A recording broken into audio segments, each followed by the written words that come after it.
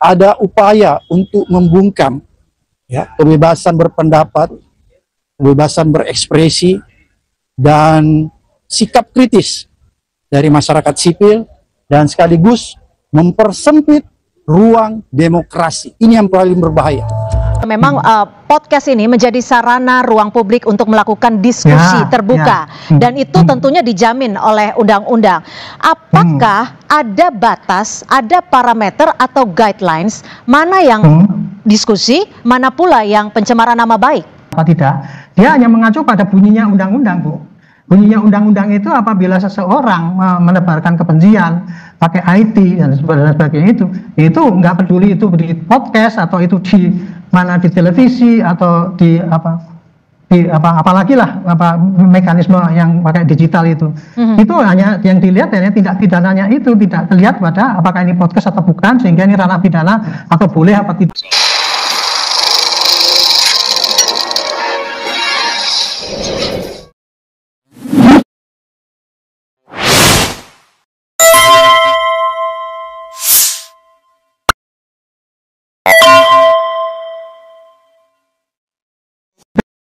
Assalamualaikum warahmatullahi wabarakatuh. Akhirnya keheranan publik terjawab. Kenapa seorang Abraham Samad bisa-bisa dikaitkan dengan kasus ijazah palsunya Jokowi? Bukan hanya publik yang heran, Abraham Samad pun sebenarnya heran kenapa dia dipanggil ke Polda Metro Jaya tersangkut masalah ijazah Jokowi ini. Kemudian kita lihat nanti, apakah mungkin Abraham Samad ini dipenjara? Ayo kita mulai. Samad menilai pertanyaan dari penyidik selama hampir 10 jam itu keluar dari substansi surat pemanggilan untuk menggali peristiwa tanggal 22 Januari. Menurut Samad, polisi lebih banyak menggali konten podcastnya bersama Roy Suryo, Dr. Tifa, dan Rismon yang tayang di kanal YouTube-nya tanggal 22 Mei 2025. Ini menjelaskan Abraham Samad ini dipanggil karena podcast dengan Roy Suryo dan Dr. Tifa. Apa masalahnya dia dipanggil oleh Polda Metro Jaya dan ditanya-tanya tentang hal itu? Nah, ini mungkin berkaitan. Ini mungkin saya katakan berkaitan dengan pemanggilan Roy Suryo dan kawan-kawannya di Polda Metro Jaya yang tertunda kemarin. Yang kabarnya berkaitan dengan pencemaran nama baik yang dilaporkan oleh Jokowi. Karena kita tahu Jokowi tak menunjuk orangnya siapa yang mencemarkan nama baiknya. Artinya belum tentu juga Rismon dan Roy Suryo yang mencemarkan nama baik Jokowi. Ini kan belum tentu di situ. Tapi Abraham Samad dipanggil lagi dengan orang yang belum tentu mencemarkan nama baik Jokowi ini ke Polda Metro Jaya. Agak membingungkan kita ini konstruksi kasusnya. Kemudian Roy Suryo dan Rismon Sianipar ini seakan-akan baru belum ditunjuk nih mencemarkan nama baik Jokowi. Tapi mencemarkan nama baik Jokowi itu karena mengungkapkan atau menuduh ijazah Jokowi itu palsu. Sementara di Bareskrim kemarin belum bisa dibuktikan ijazah ini asli atau palsu, tapi sudah dikadukan orang yang menuduh ijazah itu palsu, tapi belum dibuktikan keasliannya. Jadi ada tingkatannya. Tingkatan pertama adalah pencemaran nama baik Jokowi karena menuduh Jokowi berijazah palsu, itu Roy Suryo dan Rismon Sianipar. Ini belum terbukti, belum inkrah. Artinya Roy Suryo dan Rismon Sianipar ini belum inkrah di pengadilan, belum terbukti bersalah. Nah, orang yang belum terbukti bersalah ini podcast dengan Abraham Samad. Abraham Samad pun dipanggil sekarang, belum tersangka, belum saksi, masih klarifikasi. Itu konstruksi kasusnya kalau kita lihat sekarang nih. Dari pertanyaan-pertanyaan itu lebih banyak menanyakan tentang isi podcast saya, isi wawancara saya terhadap Roy Suryo, Rismon, Dr. Tifa Kurnia, dan Rizal Fadila.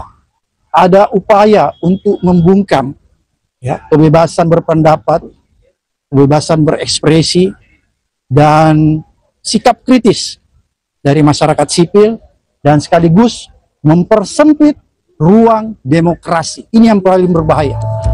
Secara singkatnya, ijazah itu asli atau palsu itu belum inkrah di pengadilan. Belum sampai di pengadilan membuktikan ijazah itu asli atau palsu. Kemudian belum pula inkrah Roy Suryo dan Rismon Sianipar mencemarkan nama baik Jokowi. Ini langsung lagi, belum inkrah lagi, ini masuk lagi ke kabarnya, entah apa pasalnya nanti bisa kita lihat dari keterangan Arianto nantinya. Pertanyaan kita, apa enggak satu-satu dibuktikan dulu, buktikan keaslian ijazah, baru pencemaran nama baik, baru kemudian Abraham Samad ini yang telah terbukti podcast dengan orang yang telah terbukti dengan mencemarkan nama baik. Begitu seharusnya kan? Ini buram semua. Agak bingung kita kan? Kita sebagai rakyat membingungkan ini. Namun, alasan kebebasan berpendapat yang dilontarkan Samad menurut pendukung Jokowi sudah sangat tendensius, hingga mengarah pada penghinaan dan pencemaran nama baik mantan wali kota Solo itu.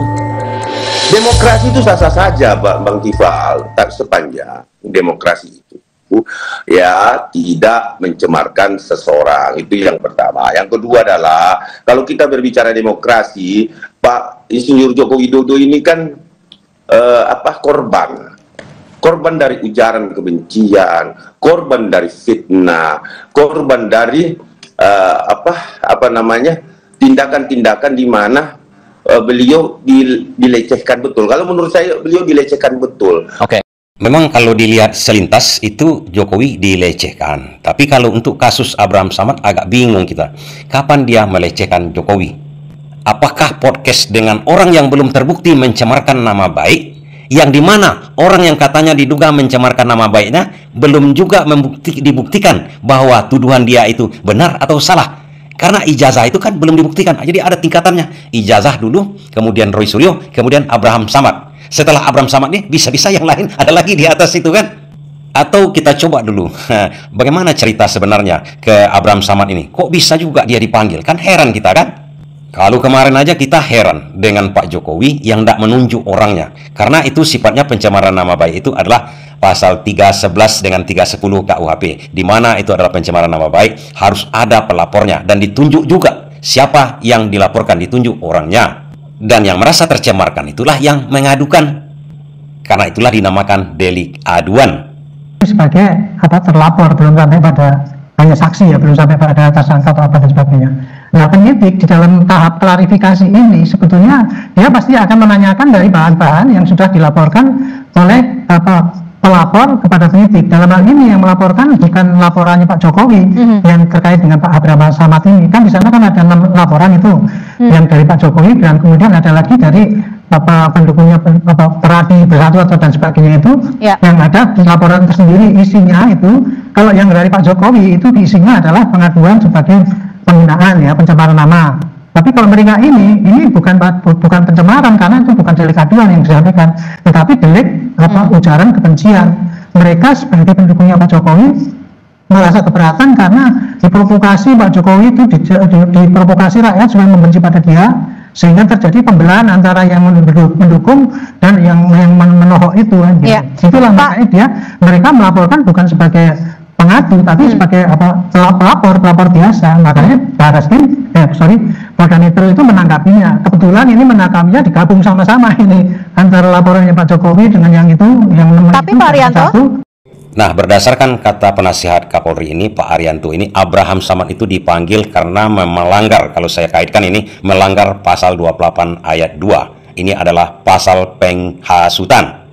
Dan ini adalah delik umum, tidak perlu Pak Jokowi melaporkan. Artinya orang lain seperti di sini, kata Pak Arianto, ini gabungan dari semua laporan yang 6 buah itu, termasuk laporan Peradi. Peradi ini melaporkan Abraham Samad telah menghasut, sehingga menimbulkan kegaduhan. Sementara Roy Suryo dan Rismon Sianipar itu dikadukan dengan pencemaran nama baik termasuk Undang-Undang ITE pasal 28 ayat 3.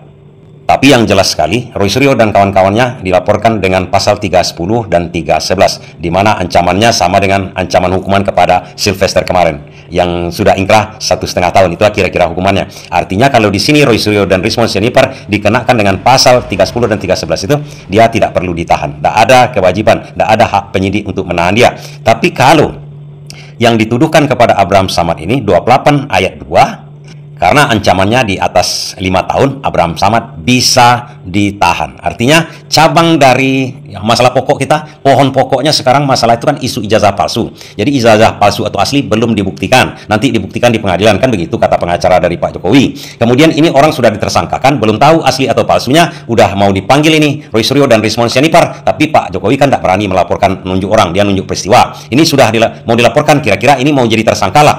Belum tersangka, ini rantingnya atau dahannya kasus ijazah palsu Jokowi. Kemudian ini rantingnya Abraham Samad. Abraham Samad ini ranting dari ijazah palsu Jokowi, tingkat bertingkat ini, dan ancaman hukumannya jauh lebih besar kepada Abraham Samad. Agak bingung kita akhirnya kan? Dan ini adalah delik biasa, siapa aja boleh melaporkannya. Jadi belum terbukti pun, belum terbukti boleh dilaporkan rupanya. Tapi ada sebelumnya kawan-kawan. MK sudah membuat keputusan bahwa kalau pasal 28 ayat 3 itu yang menimbulkan kerusuhan di ruang publik itu harus secara fisik. Kalau digital, iya, tidak bisa diperkarakan. Abraham Samad ini kayaknya bukan dijerat dengan pasal 28 ayat 3. Kalau 28 ayat 3 itu disangkakan kepada Abraham Samad dan Roy Suryo, harus ada kerusuhan secara fisik. Orang lempar-lemparan, berantem, segala macam. Itu keputusan MK yang terakhir. Tapi saya lihat, ini untuk pasal 28 ayat 2 ini, di mana itu isu penghasutan dan penghinaan ini yang menimbulkan adu domba di publik dan rasa permusuhan kebencian, menimbulkan rasa kebencian kepada orang lain, tidak ada dibuat oleh MK. Apakah ini menimbulkan kerusuhan, perkelahian dan segala macam? Tidak ada. Kalau rasa benci itu saja, siapa yang mengukur rasa bencinya pun tak diterangkan di pasal ini. Pokoknya ada rasa-rasa benci, orang bisa dikadukan. Inilah yang terjadi kepada Abraham Samad. Artinya pelapor ini yang rambutnya agak jambul itu kan dari Pradi Bersatu ini merasakan bahwa ini sudah menghasut membuat orang benci, menimbulkan kebencian, menimbulkan permusuhan, dan ukurannya itu tidak ada di pasal 28 ayat 2 itu, tidak ada aturannya, standarnya itu. Makanya laporan mereka bisa diproses. Dan apakah ini bisa akan lanjut nanti? Ya.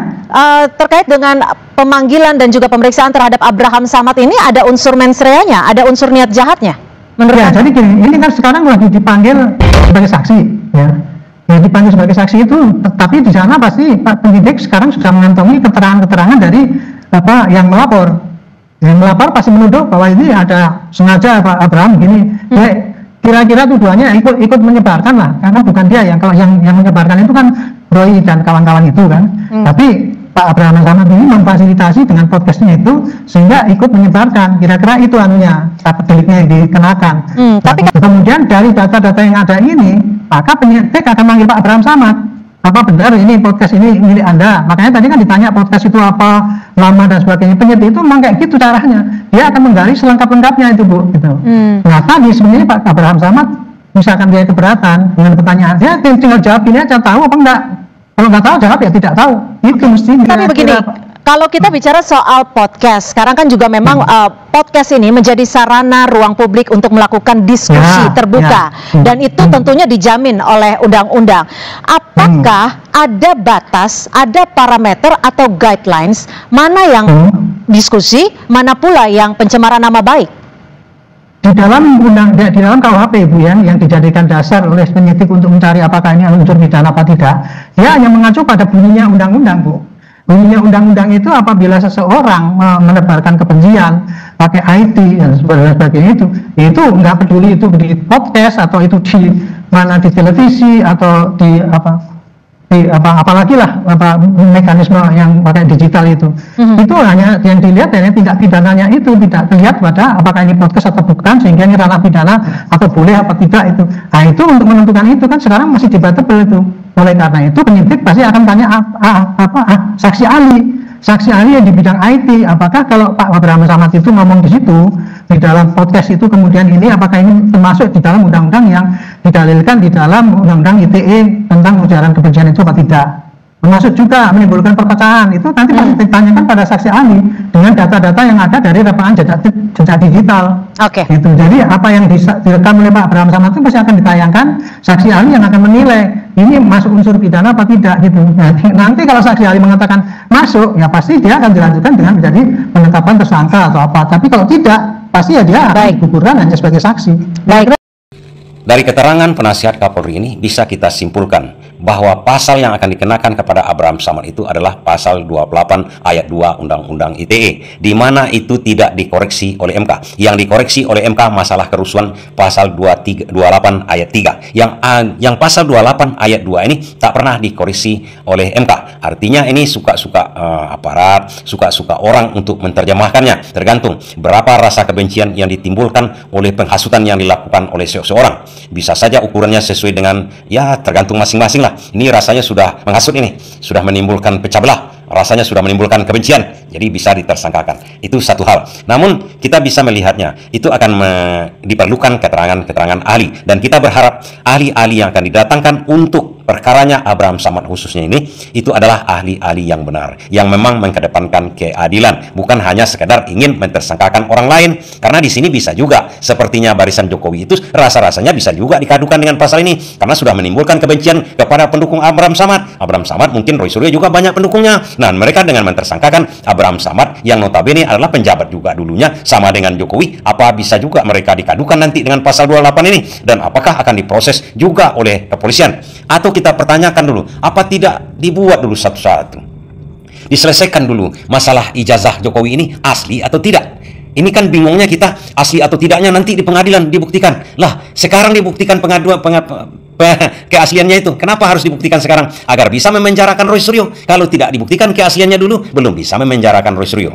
Kemudian, kalau belum bisa memenjarakan Roy Suryo, belum bisa mengadukan Abraham Samad, menimbulkan rasa benci. Karena yang diterangkan oleh Abraham Samad itu, kalau itu kebenaran, bersama-sama orang yang benar juga, itu bukan masa menimbulkan kebencian. Kalau yang dikatakan yang benar, kalau yang benci itu, kalau kita menerangkan kebenaran, kalau yang benci itu pasti penjahat.